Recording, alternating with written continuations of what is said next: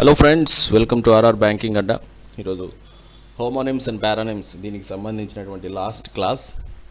So ఈరోజు class అయిపోయిన తర్వాత మండే మనం ఈ టాపిక్కి సంబంధించి ప్రాక్టీస్ సెషన్ మీరు నాకు ఏ విషయం కామెంట్ చేయండి. ప్రాక్టీస్ సెషన్ కావాలి అంటే మనం ప్రాక్టీస్ సెషన్ పెట్టుకుందాం. సో ఓకేనా, హోమోనిమ్స్ అండ్ పారానిమ్స్కి సంబంధించి ఈరోజు ఇది లాస్ట్ క్లాస్ అనమాట. నేను దాదాపు చాలా ఉన్నాయండి ఇవి, వాటిల్లో నుంచి కొన్నిటిని మాత్రమే సెలెక్ట్ చేసి ఈ విధంగా రాయటం జరుగుతుంది. సో మీరు ఇవన్నీ కూడా ఏవైతే మనం క్లాస్ చెప్పామో అవన్నీ కూడా మీరు ఒకసారి నోట్ చేసుకున్నట్లయితే జాగ్రత్తగా చదవండి. సో మండే జరగబోయేటటువంటి ప్రాక్టీస్ సెషన్లో మీరు పార్టిసిపేట్ చేయండి, ఓకేనా. సో ఈరోజు మనం నేర్చుకోబోయేటటువంటి ఇంకొన్ని హోమోనిమ్స్ ఏంటివో మనం చూద్దాం. మొదటగా ఎక్సీడింగ్లీ, రైట్, చెప్పండి. ఎక్సీడింగ్లీ అండ్ ఎక్సెసివ్లీ, రెండు కూడా చూడండి. ఎక్సీడింగ్లీ అండ్ ఎక్సెసివ్లీ, ఇక్కడ రెండు కూడా టు ఏ గ్రేట్ ఎక్స్టెంట్ అనే అర్థమే ఇస్తాయి. ఎక్సీడింగ్లీ అనేది గుడ్ సెన్స్లో ఇస్తే ఎక్సెసివ్లీ అనేది బ్యాడ్ సెన్స్లో ఇస్తుంది, అది గుర్తుపెట్టుకోవాలి, ఓకేనా. సో మనము ఏదైనా మంచి చెప్పబోయి మనం ఎక్సెసివ్లీ అన్నాం అనుకోండి, సో అక్కడ చెడు అర్థం వస్తుంది. కాబట్టి ఇలాంటివి చాలా జాగ్రత్తగా గుర్తుపెట్టుకోవాలి, ఓకేనా. సో ఎక్సీడింగ్లీ అంటే అది గుడ్ సెన్స్లో వాడతాము, ఎక్సెసివ్లీ అనేది బ్యాడ్ సెన్స్లో వాడతాం, ఓకేనా. సో కాబట్టి ఇది గుర్తుపెట్టుకోవడానికి చిన్న నిమోనిమ్ లాగా ఇక్కడ ఎక్సీడింగ్లీ జీ ఉంది కదా, జీ ఫర్ గుడ్ అని గుర్తుపెట్టుకునండి. సో కాబట్టి ఎక్సీడింగ్లీ అంటే గుడ్ సెన్స్ అని వస్తుంది, ఓకేనా. One of my cousins is an exceedingly rich person, ఓ గుడ్ సెన్స్లో చెప్తున్నాం. Excessively bad sense, they spend money on the feast lavishly and excessively. So వాళ్ళు చాలా లావిష్గా వాళ్ళు ఏం చేశారు, స్పెండ్ చేశారు ఆ ఫీస్ట్లో. అయితే దాన్ని ఏమంటున్నా అంటే బ్యాడ్ సెన్స్లో చెప్తున్నారు, సో ఎక్సెసివ్లీ అని, ఓకేనా. అది మీరు గుర్తుపెట్టుకోండి. ఆ తర్వాత నెక్స్ట్ మనం చూస్తే ఎగ్జాస్టింగ్, ఎగ్జాస్టివ్, ఎగ్జాస్టెడ్, ఓకేనా. నోట్ చేసుకోండి, exhausting, exhaustive and exhausted. So ఈ మూడిటికి సంబంధించినటువంటి అర్థాలు మనం చాలా జాగ్రత్తగా గమనించాలి, ఓకేనా. ఇక్కడ మూడు పదాలు ఉన్నాయి, ఓకేనా. మొదటిది టయరింగ్. టైర్ అవటం అంటే తెలుసు కదా మీకు. సో ఏంటి, ఇక్కడ ఎగ్జాంపుల్ చూస్తే అర్థమే. Teaching nursery classes is a very exhaustive job. Nursery పిల్లలకి టీచింగ్ అనేది చాలా టైరింగ్ జాబ్, ఎగ్జాస్టివ్ జాబ్ అనమాట. అంటే మనం ఏమైపోతామంటే బాగా అలసిపోతాం, ఓకేనా. సో అదే పెద్దోళ్ళకి అనుకోండి కొంచెం ఇబ్బంది లేకుండా ఉంటుంది. సో ఓకేనా. సో కాబట్టి ఇది ఎలా ఉంటుందంటే కొందరు ఏమనుకుంటారంటే చిన్నపిల్లలకి సరదాగా ఆట పాడుతూ చెప్పుకోవచ్చు అని చెప్పి అనుకోవచ్చు, కానీ చాలా టఫ్ జాబ్ అనమాట, ఓకేనా. సో కాబట్టి ఆ పని చేస్తే మనం ఏం చేస్తామంటే చాలా అలసిపోతూ ఉంటాం, ఓకేనా. సో కొంచెం పెద్ద అయిన తర్వాత కొంచెం తగ్గుతుంది, ఓకేనా. ఇప్పుడు మేము జనరల్గా 10th క్లాస్ అవి డీల్ చేస్తూ ఉంటాం. మాకేమనిపిస్తుంది అంటే ఇంకా పెద్దోళ్ళు, ఐ మీన్ ఇంటర్, డిగ్రీ వాళ్ళకి చెప్పేటప్పుడు కొంచెం బాగుండొచ్చు అని అనిపిస్తుంది. అంటే పెద్దోళ్ళతో పోల్చుకుంటే చిన్నోళ్ళకి టీచింగ్ అనేది కొంచెం ఎట్లా అయినా కూడా కొంచెం ఒక ఎగ్జాస్టింగ్ జాబ్ లాగానే ఉంటుంది, ఓకేనా. సో చాలా టైరింగ్ జాబ్ అనమాట, ఓకేనా. తర్వాత ఎగ్జాస్టివ్ అంటే డీటెయిల్డ్, కాంప్రహెన్సివ్ అని అర్థం. చూడండి చాలా కొత్తగా ఉంది కదా. సో ఎగ్జాస్టివ్ అనే వర్డ్ని డీటెయిల్డ్గా, కాంప్రహెన్సివ్గా అనే చోట మనం ఎక్కువ ఉపయోగించం. ఎందుకంటే ఉపయోగించం ఇన్ ద సెన్స్ ఉపయోగించటం విని ఉండం. ఎగ్జాస్టింగ్ అనేది, ఎగ్జాస్టెడ్ అనేది మనం ఉపయోగించుంటాం, ఓకేనా. సో ఎగ్జాస్టివ్ అంటే the teacher gave to the students exhaustive notes on English grammar, ఓకేనా. I hope I am giving exhaustive notes, ఓకేనా.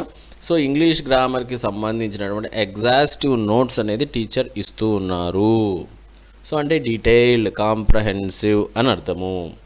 సో ఎగ్జాస్టింగ్, ఎగ్జాస్టెడ్, ఓకేనా. సో చూసినట్లయితే ఎగ్జాస్టెడ్ అంటే సో ఇదే అవుతుంది. టయర్డ్ అని వస్తుంది. He was exhausted and went to bed immediately. చాలా అలసిపోయాడు, ఆ తర్వాత త్వరగా నిద్రలోనికి వెళ్ళిపోయాడు. సో అది ఎగ్జాస్టింగ్, ఎగ్జాస్టివ్ అండ్ ఎగ్జాస్టెడ్, ఓకేనా. తర్వాత చూస్తాం ఎకనామికల్, ఎకనామిక్స్, ఓకేనా. ఎకనామికల్ అంటే frugal. Frugal in the sense కొంచెం డబ్బులు అనే వాటిని ఎలాగ యూజ్ చేయటం అంటే విచ్చలవిడిగా కాకుండా కొంచెం పొదుపుగా అన్నట్టు. ఓకేనా. చాలా ఎలాగంటే పొదుపుగా. ఇంకా మనం పొదుపు అనే దానికి ఇంకా వేస్ట్ చేయటం తగ్గించటం అని, మళ్ళీ పిసినారి అనుకోమాకండి. ఓకేనా, పిసినారి అనుకోమాకండి. సో ఫ్రూగల్ అంటే వేస్ట్ చేయకుండా పొదుపు చేయటం అని. ఓకేనా. So a house wife should always be economical if she wants to run her house smoothly.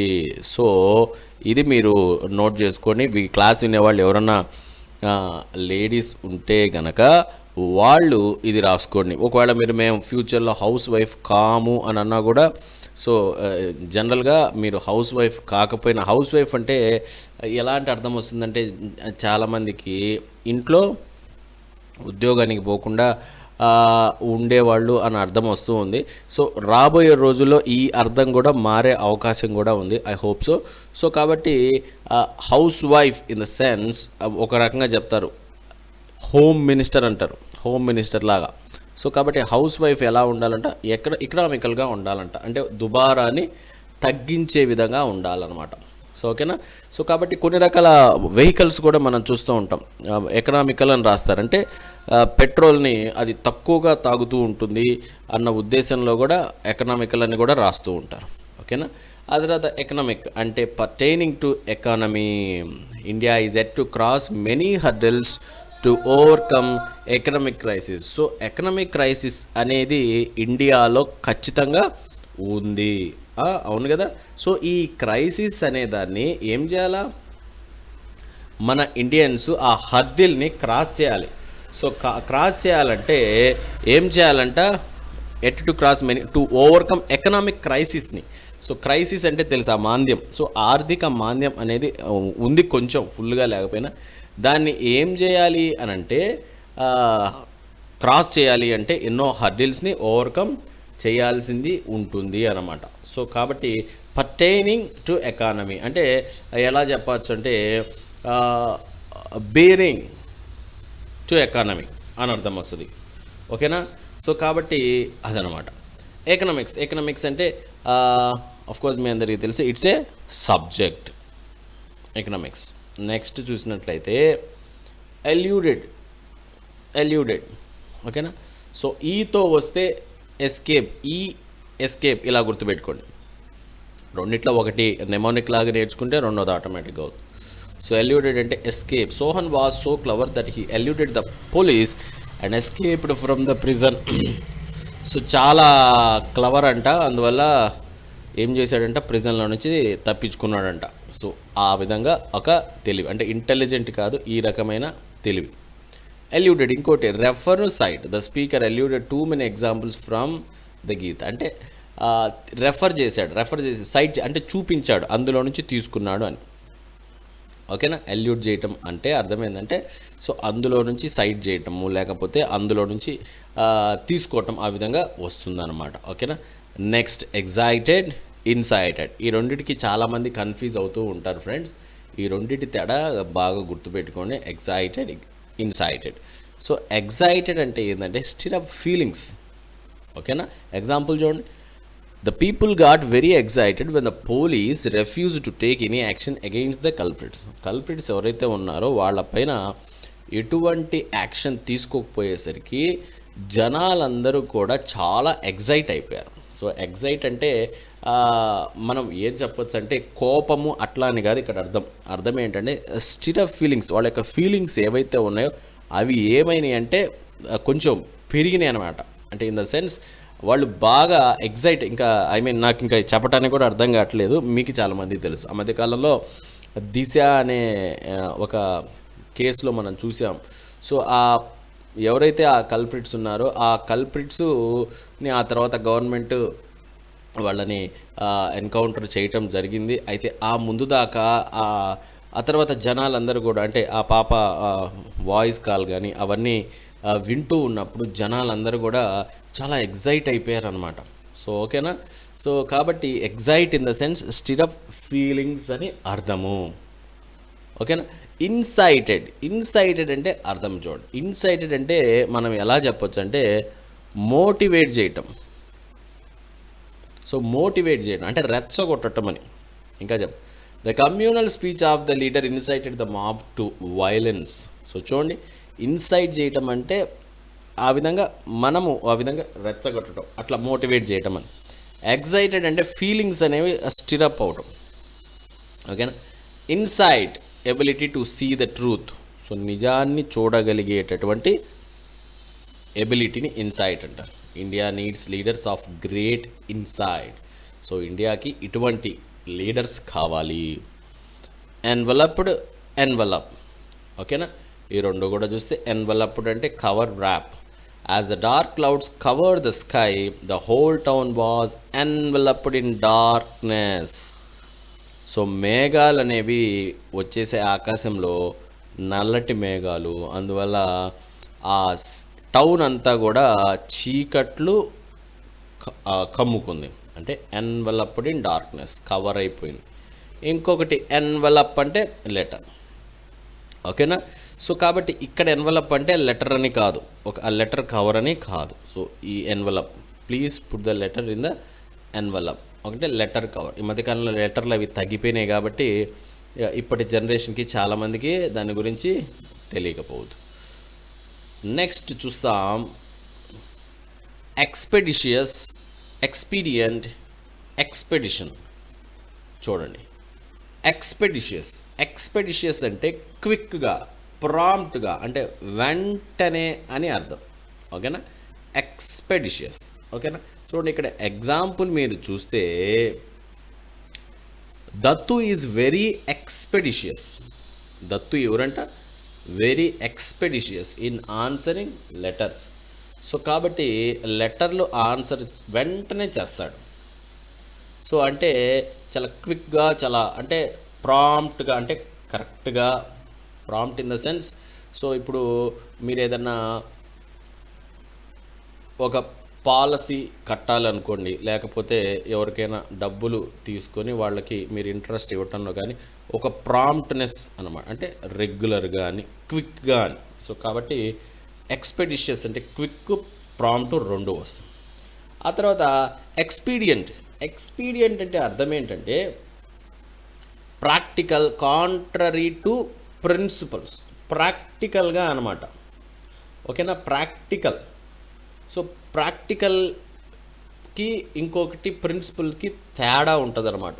So principles ఎలా ఉంటాయంటే అన్నీ ఇట్లా ఉంటాయి. మరి ప్రాక్టికల్గా చూసినట్లయితే వాటికి వీటికి కొంచెం కాంట్రరీ అనేది ఉంటుంది. ఓకేనా.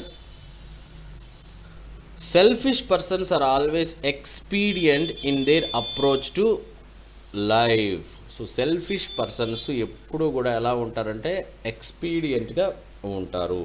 అర్థం ఉంటారంటే ఎక్స్పీడియంట్గా ఉంటారు. అంటే ఇక్కడ మీరు చెప్పొచ్చు, సార్ ఎక్స్పీడియంట్గా అంటే ఇక్కడ ప్రాక్టికల్కి దీనికి తేడా ఏంటంటే, సో ప్రిన్సిపల్ ఉంటుంది, సో దానికి కాంట్రరీ ఉంటుంది. వాళ్ళు ఎలా ఉంటారు? ప్రాక్టికల్. అంటే ఇక్కడ మనం ఎలా చెప్పొచ్చు అంటే ఎక్స్పీడియంట్ అంటే వాళ్ళకే అడ్వాంటేజ్గా ఉండేటట్టు, ఫేవరబుల్గా.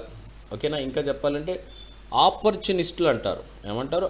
ఆపర్చునిస్ట్ అంటారు. ఎక్స్పీడియంట్ అంటే ఆపర్చునిస్ట్. సో ఈ ఆపర్చునిస్ట్ ఏం చేస్తారంటే ప్రిన్సిపల్స్ ఉంటాయి కదా, వాటికి కాంట్రరీగా ఉంటారు.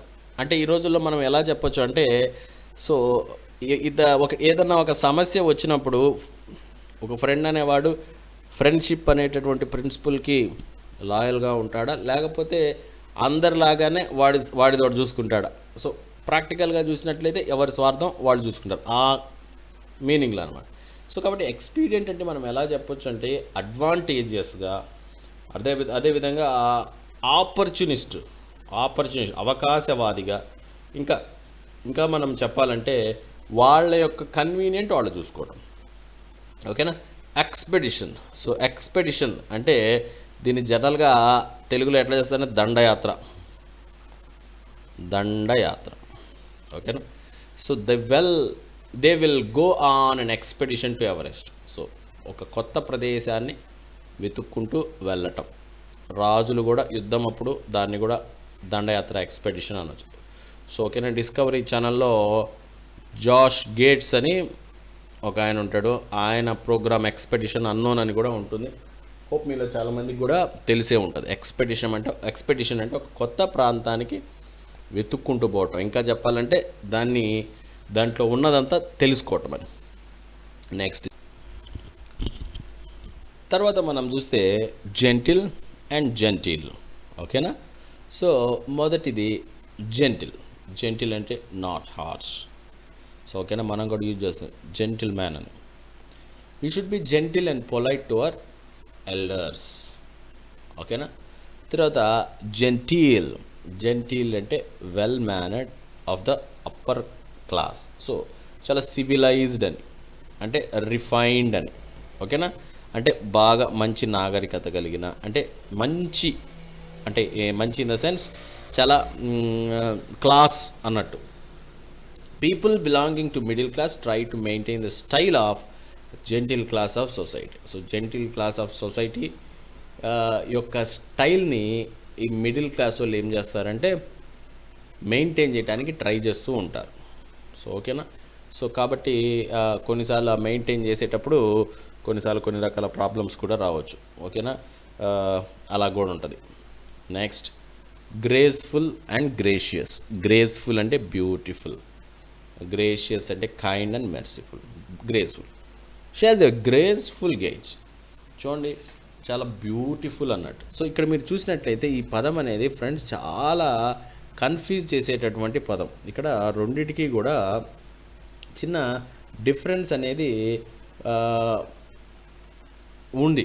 సో చూడండి, ఇక్కడ గ్రేస్ఫుల్, గ్రేషియస్. ఓకేనా, సో ఇక్కడ మనము చెప్తూ ఉంటాం కొన్నిసార్లు ఎవరైనా డ్యాన్స్ వేస్తే చాలా గ్రేస్తో డ్యాన్స్ వేసాడని. ఓకేనా, సో చాలా గ్రేస్తో డ్యాన్స్ వేసాడు అన్నప్పుడు మనం గుర్తుపెట్టుకోవచ్చు, అంటే చాలా బ్యూటిఫుల్గా. అండ్ ఇంకోటి, ఆ బాడీ మూమెంట్ అనేది ఎలా ఉంటుంది అంటే చాలా ఈజ్తో డ్యాన్స్ చేసాడు, గ్రేస్ఫుల్గా కూడా dance, beautiful. She has a graceful gait. So graceful gait అంటే ఆమె యొక్క నడక ఎలా ఉంది అంటే ఇంకా నేను దాన్ని ఎక్స్ప్లెయిన్ చేయలేను. చాలా గ్రేస్ఫుల్గా, చాలా అందంగా ఉంది అన్నమాట. సో ఓకేనా, సో గెయిట్ అనే దాన్ని దేనికి ఉపయోగిస్తారంటే ఆ మూమెంట్కి ఉపయోగిస్తారు, నడవటం, పరిగెత్తడం అనేది. గ్రేషియస్ అంటే కైండ్ అండ్ మెర్సిఫుల్, చాలా దయగలిగిన అని. God is gracious. ఆ తర్వాత చూస్తాం హార్డ్. చూస్తే అ మాస్ టు స్టోర్ అంటే చాలా బాగా ఒక చోట కూడేసుకోవడం అని. As he's a smuggler he has a hoard of gold and silver in his house. ఆయన స్మగ్లర్ అంట, వాళ్ళ ఇంట్లో బంగారము, వెండి వాటి యొక్క స్టోరే ఉంది అనమాట. అంతే మొత్తం కుప్పేసుకొని ఉన్నాడు.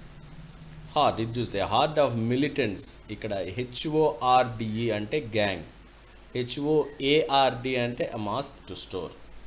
ఓకేనా, సో మిలిటెంట్స్ ఏం చేశారు, ఇంట్యూడెడ్ ఇంటూ ఇండియన్ టెరిటరీ, భారత భూభాగంలోకి చొచ్చుకొని వచ్చారు వాళ్ళ యొక్క గ్యాంగ్. హ్యూమిలిటీ, హ్యూమిలియేషన్ రెండు కూడా డిఫరెన్స్ గమనించాడు. హ్యూమిలిటీ అంటే పొలైట్నెస్ అని. Humility in victory a rare virtue. So victory వచ్చిన తర్వాత హ్యూమిలిటీ అనేది చాలా తక్కువ మందికే ఉంటుంది, రెచ్చిపోతూ ఉంటారు ఒక్కొక్కళ్ళు. సో ఓకే ఫ్రెండ్స్, మీలో కోర్స్ అందరూ కూడా I wish everyone to get a good job. But ఆ తర్వాత కూడా మీరు హ్యూమిలిటీ అనేటటువంటి ఆ వర్చ్యూని మీరు కలిగి ఉండటం చాలా మంచిది. ఓకేనా, సో కాబట్టి హ్యూమిలిటీ ఇన్ విక్టరీ ఉన్నప్పుడు హ్యూమిలిటీ అనేది చాలా రేర్గా ఉంటుంది, అది చాలా గొప్ప వర్చ్.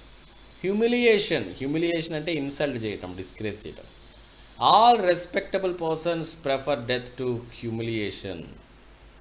చాలా రెస్పెక్టబుల్ పర్సన్స్ వాళ్ళు ఏం చేస్తారంటే అవమానమా చావా, ఈ రెండిట్లో నీకు ఏది కావాలంటే మేము చావునే కోరుకుంటాం, అవమానాన్ని భరించలేమని అంటారు. ఆనరరీ అంటే unpaid. My sister taught in a college as an honorary tutor. మా సిస్టర్కి ఇక్కడ ఏం జీతం ఇస్తామని కాదు. ఎవరన్నా ఏం చేస్తారు మీ సిస్టర్ అంటే ఆనరరీ ట్యూటర్గా పనిచేస్తారంటే వెంటనే జీతం ఎంత ఇస్తారు అని అడగబాకండి. ఓకేనా, సో కాబట్టి ఆనరరీ అంటే అన్పెయిడ్ అని, ఆనరబుల్ అంటే డిజర్వింగ్ హానర్ అంటే గౌరవప్రదమైన, deserving honour. Is regarded honourable member of the club.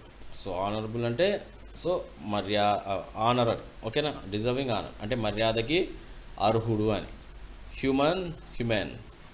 Human అంటే మనిషి జాతి. On account of ecological disturbances the existence of human beings is endangered. So ecological disturbance వచ్చేసాయి, అవును కదా. ఈ పర్యావరణపరమైన డిస్టర్బెన్సెస్ వల్ల ఈ హ్యూమన్ బీయింగ్స్ యొక్క ఎగ్జిస్టెన్స్ అనేది ఎండేంజర్డ్ అయింది, అంటే ప్రమాదంలో పడింది. HUMA అని హ్యూమన్ అంటే రేస్ ఆఫ్ మ్యాన్ అని. హ్యూమన్ అంటే అర్థం ఏంటంటే kind. Doctors are suppose to be considered in human. So కాబట్టి డాక్టర్స్ అనేవాళ్ళు కూడా ఏంటి, వాళ్ళని కూడా ఏం చెప్తచ్చు, కొన్నిసార్లు మనం చెప్తాం డాక్టర్ గారు దేవుడితో పోలుస్తూ ఉంటారు. అయితే డాక్టర్ అనే వాళ్ళని మనం దేవుడితో పోల్చినప్పటికీ వాళ్ళు కూడా ఏంటంట మనుషులే.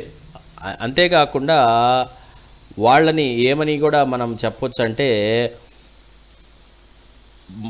ఎక్కువగా మానవత్వము, ఇంకా చెప్పాలి అంటే హ్యూమనిస్టులు అని చెప్పి చెప్పుకోవచ్చు అనమాట. సో కాబట్టి doctors are suppose to be considerate and humane. So కాబట్టి సో వాళ్ళు ఎలా ఉండాలంటే మిగతా ప్రొఫెషన్ వాళ్ళతో పోల్చుకుంటే కనుక డాక్టర్స్ అనేవాళ్ళు ఎలా ఉండాలా, హ్యుమానిటీ వాల్యూస్ ఉండాలి అని అర్థము, ఓకేనా. హెయిల్, ఓకేనా. హెయిలింగ్ అంటే belong to, welcome, frozen like. Those hailing from Bangladesh are living illegally in this country. ఎవరైతే బంగ్లాదేశ్ నుంచి వచ్చారో సో ఇక్కడ belong to, welcome. Frozen rain, కొన్ని ప్రాంతాల్లో మంచు వర్షాన్ని కూడా హెయిలింగ్ అని కూడా అంటారు. అంటే ఇక్కడ ఈ కాంటెక్స్ట్కి ఇది సరిపోదు. సో ఇక్కడ belong to, hailing from Bangladesh, వాళ్ళు ఎవరైతే బంగ్లాదేశ్ నుంచి వచ్చారో అని అర్థం. ఇక్కడ వాళ్ళు మన దేశంలో ఇల్లీగల్గా ఉంటున్నారు. హెయిల్ అంటే healthy. He is a hail and hearty and enjoys life to his fill. So he is a hail అంటే హీ ఈజ్ హెల్దీ అని అర్థం. హెయిల్ అంటే హెల్దీ అని అర్థం, ఓకేనా. నెక్స్ట్ చూస్తాం హలో.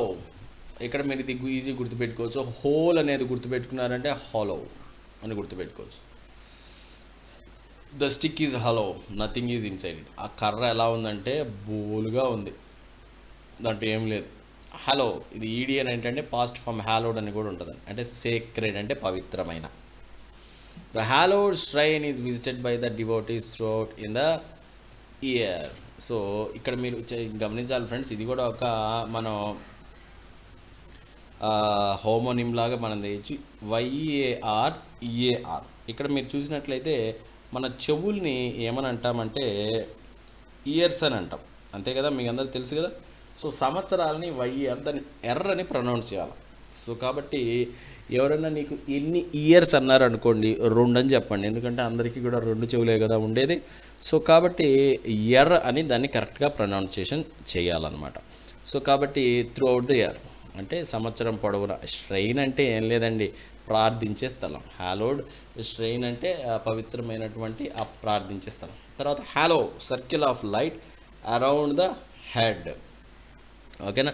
మీరు కొన్ని ఫోటోల్లో చూసినట్టయితే దేవతలు దేవుళ్ళ బొమ్మ తలకాయ ఉంటుంది, ఆ తలకాయ చుట్టూ ఈ విధంగా ఒక లైటింగ్ లాంటిది ఉంటుంది అనమాట, దాన్ని హ్యాలో అని అంటారు, ఓకేనా. నెక్స్ట్ చూస్తాం ఇండస్ట్రియస్. గమనించండి, ఇండస్ట్రియల్ అంటే పర్టైనింగ్ టు ఇండస్ట్రీకి. Industrial progress in India has not been rapid. మన దేశంలో ఇండస్ట్రియల్ ప్రోగ్రెస్ అనేది ర్యాపిడ్గా ఏం లేదు, పాపులేషన్ అంత ర్యాపిడ్గా ఏం లేదు ఇండస్ట్రియల్ ప్రోగ్రెస్ అనేది. ఇండస్ట్రియల్ అంటే ఇండస్ట్రీ అని తెలుసు కదా, ఇండస్ట్రీకి. ఇండస్ట్రియస్ అంటే హార్డ్ వర్కింగ్. గమనించండి, my friend is an industrious man అంటే ఆయనకి ఏదో ఇండస్ట్రీలు ఉన్నాయని అర్థం కాదు, చాలా కష్టపడి పనిచేసేవాడని.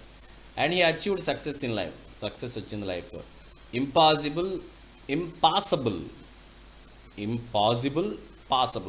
ఇంపాసిబుల్ అంటే నాట్ పాసిబుల్ అని. If you make up our mind and work hard, nothing is impossible in this world. Impossible, pass అనేది అంటే దాని గుండా వెళ్ళటం అనేది సాధ్యం కాదు, that cannot be passed. Many passes in the Himalayas are impossible during the winter. అంటే వింటర్లో వాటి గుండా మనం వెళ్ళలేము. Incomparable, uncomparable, incomparable and uncomparable. So incomparable అంటే వితౌట్ ఈక్వల్ అని అర్థం. అన్కంపారబుల్ అంటే హ్యావింగ్ నో సిమిలారిటీ. ఎగ్జాంపుల్ చూస్తే అర్థమవుతుంది. She was a damsel of incomparable beauty. దీని ఎగ్జాంపుల్ కూడా మనం చూస్తే the security problems of India and Pakistan are uncomparable. So ఇక్కడ మీరు చూసినట్లయితే ఇన్కంపారబుల్, అదేవిధంగా అన్కంపారబుల్ మనం ఎప్పుడు ఉపయోగిస్తాము అనే దాన్ని చూసినట్లయితే ఇన్కంపారబుల్కి ఏమని అంటున్నారు, వితౌట్ ఈక్వల్ అని అంటున్నారు. వితౌట్ ఈక్వల్ అంటే దాని అర్థం ఏంటంటే సరిలేరు నీకెవరు అంటారు చూసారా, అట్లా అనమాట. సో కాబట్టి she was a damsel. Damsel అంటే ఒక పెళ్లి కాని అమ్మాయి, ఒక ఎట్లా చెప్పొచ్చు అంటే పెళ్లి కాని ఒక కన్యక, ఆ విధంగా అనుకోవచ్చు. She was a damsel of incomparable beauty అంటే ఆమె అందంతో సరిలేరు అటువంటి ఆమె. అన్కంపారబుల్ అంటే మనం పోల్చలేం, రెండింటికి పోలికే లేదండి. సో ఇండియా మరియు పాకిస్తాన్ యొక్క సెక్యూరిటీ ప్రాబ్లమ్స్ రెండింటికి పోలికే లేదు అని అర్థం. Invert, inert, inept, inapt. ఓకేనా. ఇన్వర్ట్ అంటే to put inside, upside down, తలక్రిందులుగా. Put the statement in inverted commas. So కాబట్టి ఇన్వర్టెడ్ కామాస్ అంటే ఇక్కడ తలక్రిందులు అని కూడా కాదు, అంటే జనరల్గా ఇన్వర్ట్ అంటే టు పుట్ అప్సైడ్ డౌన్ అని అర్థం వస్తుంది. ఇంకోటి ఇన్వర్ట్ అన్నా కూడా ఇలా అర్థం వస్తుంది. ఓకేనా. అండ్ ఇప్పుడు కామా అంటే ఇలా పెడతాం కదా, ఇన్వర్టెడ్ అంటే పైన నుంచి కింద పెడతాం. సో ఆ విధంగా అప్సైడ్. ఇనర్ట్ అంటే ప్యాసివ్ అంటే ఏమి, ఇప్పుడు మనకి కెమిస్ట్రీలో ఇనర్ట్ గ్యాసెస్ అని ఉన్నాయి, అవును కదా, జడవాయువులు. అవి వేటితో కూడా రియాక్షన్లో అవి పార్టిసిపేట్ చేయవన్నమాట. ఓకేనా. సో కాబట్టి ప్యాసివ్గా ఉంటాయి అన్నట్టు. ఇనెప్ట్ అంటే ఇన్కంపీటెంట్. సో ఇన్కంపీటెంట్ అంటే ఇక్కడ మీరు చూసినట్లయితే ఇనెప్ట్ హ్యాండ్లింగ్ ఆఫ్ సిచ్యువేషన్. సో ఓకేనా, ఒక ఏదైతే సిచ్యువేషన్ ఉందో దాన్ని ఇనెప్ట్ హ్యాండ్లింగ్ కనుక చేసినట్లయితే అవి రైట్స్కి దారి తీస్తాయి, అంటే పెద్ద పెద్ద గొడవలకి దారి తీస్తాయి. ఓకేనా. ఇన్కంపీటెంట్ అంటే అసమర్థ అని అర్థం వస్తుంది. ఇనాప్ట్ అంటే అన్సూటబుల్. అంటే అన్సూటబుల్ అంటే అంటే ఆఫ్కోర్స్ మీకు తెలుసు, సూటబుల్ కాని అని. The title of the story is inapt. Story యొక్క టైటిల్ చాలా ఇనాప్ట్గా ఉంది. జలస్. ఇక్కడ మీరు జా అనాలి, ఇదేమో జా, ఇది జా. జలస్ అంటే ఫుల్ ఆఫ్ జలసీ, అంటే అసూయతో. All his friends are jealous of him. Jealous అంటే enthusiastic. My brother is very jealous about his new appointment. చాలా ఎంతూజియాస్టిక్గా ఉన్నారు. జెలస్. లోత్, LOATHE, లోత్ అంటే డిటెస్ట్. అంటే దాని అర్థం ఏంటంటే హేట్ అన్నట్టు. ఓకేనా. సో లోత్ అంటే అన్విల్లింగ్. ఓకేనా. అన్విల్లింగ్, LOTH, లోత్ అంటే అన్విల్లింగ్ అంటే ఇష్టం లేని. The rich should not loathe the poor. Rich అనేవాళ్ళు పేదవారిని ఆ విధంగా వాళ్ళు ఏం చేయకూడదంటే వాళ్ళు హేట్ చేయకూడదు, అంటే హీనంగా చూడకూడదు, అసహించుకోకూడదు. LOTH, లోత్ అంటే unwilling. She was loath to go with home alone అంటే ఆమెకి ఇష్టం లేకుండానే అని అర్థం. ప్రొస్క్రైబ్డ్ అండ్ ప్రిస్క్రైబ్డ్. ప్రొస్క్రైబ్డ్ అంటే ban, prohibit. Indecent books are generally proscribed by the government. Indecent బుక్స్ని జనరల్గా గవర్నమెంట్ ఏం చేస్తే ప్రొస్క్రైబ్ చేస్తుంది.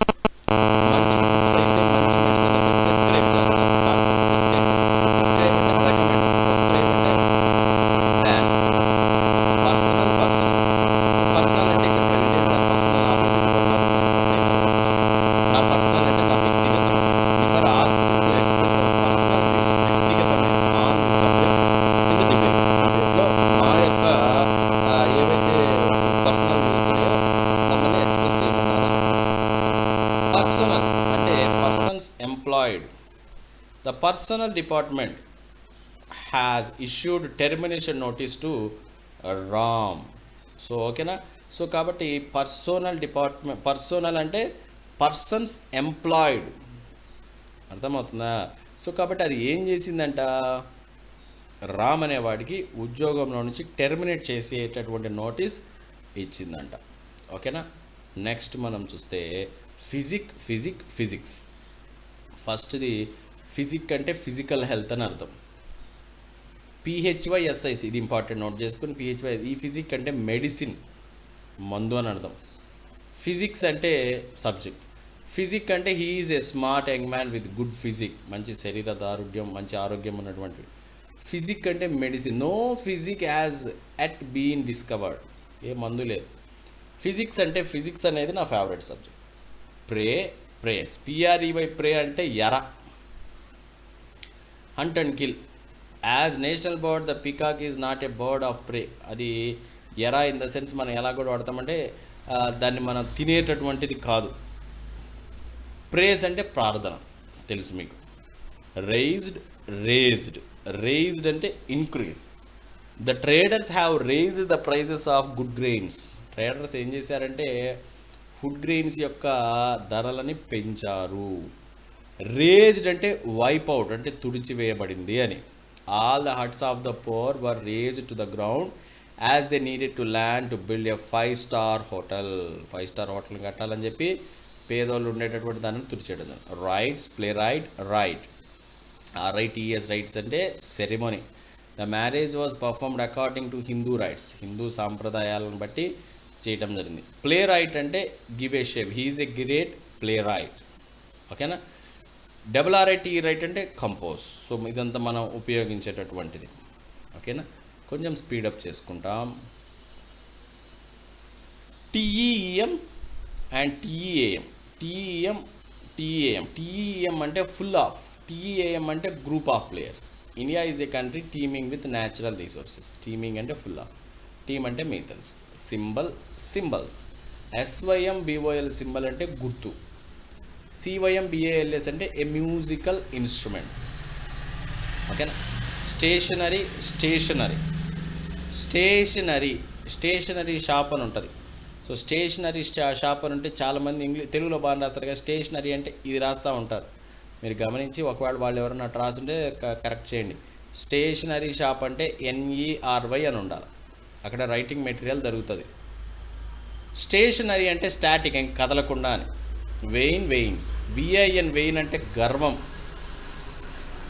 VINS వెయిన్స్ అంటే రక్తంలో ఉండేటటువంటి ఆ బ్లడ్ వెయిన్స్ అన్నమాట. ఓకేనా. ఆ తర్వాత ఇది మీరు చాలా జాగ్రత్తగా గమనించండి. ఇది రెక్డ్. ఓకేనా. వీటి యొక్క ప్రొనౌన్సియేషను స్టిల్ నాకు ఇంకా చాలా కన్ఫ్యూజింగ్గా ఉంటుంది, వీటి యొక్క ప్రొనౌన్సియేషను. సో ఎందుకంటే ఇవన్నీ కూడా మనం రెగ్యులర్గా యూజ్ చేసేటటువంటి కాదు కాబట్టి. సో ఫస్ట్ దాన్ని REAKED. ఓకేనా. REAK అది గుర్తుపెట్టుకోండి. REAKED. రెండోది RECKED. ఫస్ట్ దాంట్లో AKED, రెండోది CKED. సో ఫస్ట్ది AKED, దాన్ని ఎలా ప్రొనౌన్స్ చేయాలంటే రీక్డ్ అని ప్రొనౌన్స్ చేయాలి.